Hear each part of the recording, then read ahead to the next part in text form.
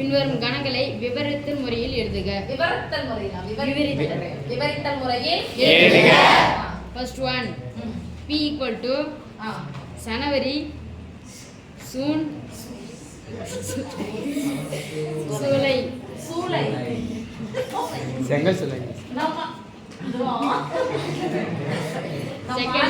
தமிழ்ல குடுறோம் சொன்னாங்க.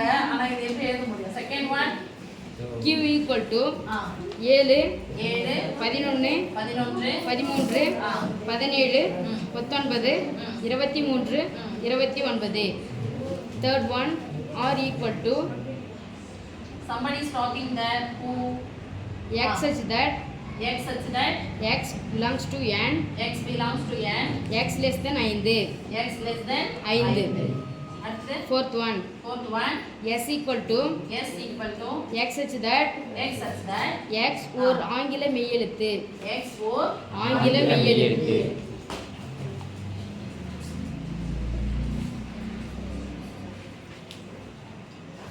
Thank you. இது என்ன முறைன்னு சொல்லுங்க. தனித்தனியா கொடுத்திருந்தா பட்டியலா கொடுத்திருந்தா பட்டியல் முறை.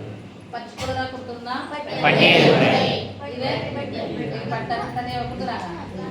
கணக்கட்டமைப்பு முறை. இது கணக்கட்டமைப்பு முறை. எந்த முறையில எழுத சொல்லிருக்காங்க? விவரித்தல் முறைனா டிஸ்கிரைப் பண்ணி நீட்டா சொல்லணும். நிறைய எழுதணும். நல்லா பெருசா சொல்லணும். டிஸ்கிரைப் பண்ணி சொல்லுங்க. வர்ணிச்சு சொல்லுங்க. எழுதலாமா? Yes miss. P equal to முதல்ல விவரித்தல் முறையில இருதலை அடைப்புக்குறி போடாம பன்மையில எழுதணும். ஒருமையில எழுத கூடாது. தொகுப்புன்னு ஒரு வார்த்தையோட முடியும். இல்ல கணம் அப்படின்ற ஒரு வார்த்தையோட முடியும். சரியா? ஜனவரி, ஜூன், ஜூலை. ஜா ஜூ ஜூ ரூ நான் எழுத்துல ஒரு இங்கிலீஷ்ல சொல்றேனே. அப்ப சொல்லலாமா? வேற என்ன இது இருக்கு சொன்னா அன்பாயிடு. வேற எதனா இருக்குதான்னு பார்த்தா ஜனவரி, ஜூன், ஜூலை. வடமொழி எழுத்துக்கள் உள்ள ஆங்கில மாதங்கள். இல்லனா J என்ற எழுத்தை கொண்டு தொடங்கும் ஆங்கில மாதங்களின் தொகுப்பு. சொல்ல மாட்டீங்க.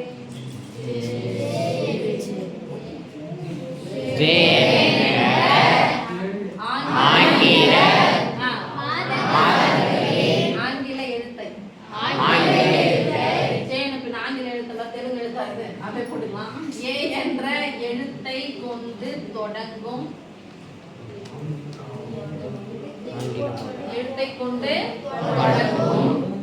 ஆங்கில மாதங்களின் தொகுப்பு. எழுதிங்க. கண்டிப்பா இதுல ப்ளூரல் இருக்கணும். ஆங்கில மாதங்களின் தொகுப்பு. ரைட்? Yes miss. டார்கெட் போட கூடாது. அடுத்து Q equal to இந்த நம்பரை பார்த்தா என்ன சொல்ல போறீங்க? 7, 11, 13, 17, 19, 23 இருக்கு. எல்லாம் என்ன எண்கள்? பகா எண்கள். எதை வந்து எதை பாருங்க? 7 மட்டும் தானே. அப்ப 7ன்றது எதை விட பெருசு?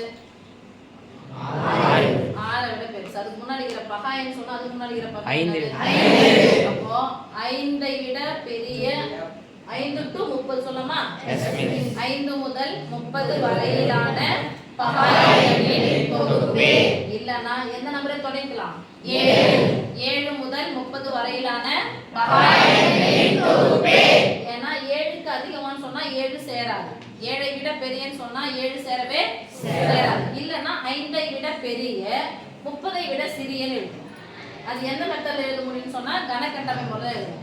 அப்ப இதே எழுதுனா 7 முதல் 30 வரையிலான 29 போடக்கூடாது. 30ன்றதுனா என்ன? பகுதி. அப்ப 30 வரையிலான போடலாம். சரியா?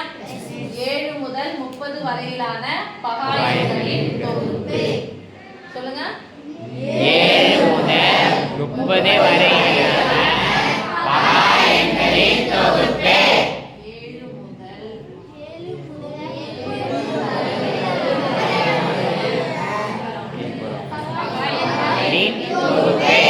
பகா எண்களின் தொகுப்பு.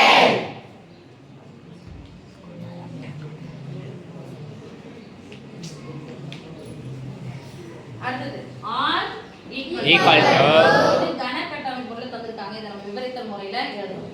x இன் மதிப்பு 5 5. 5 ஐ விட சிறிய ரைட்டா? விபரீத முறையில எழுதும்போது என்ன போடக்கூடாது? பிராக்கெட் போட கூடாது. டபுள் பிராக்கெட் போட கூடாது. சொல்லுங்க 5 ஐ விட 5 விட சிறிய 5 ஐ விட சிறிய 7 எண்களின் தொகுப்பே. நம்ம கூட எழுதலாம். அடுத்தது இங்க x such that x ஓர் ஆங்கில மெய்யெழுத்து. ஓர் ஆங்கில மெய்யெழுத்து. S equal ஆங்கில மெய்யெழுத்தானே?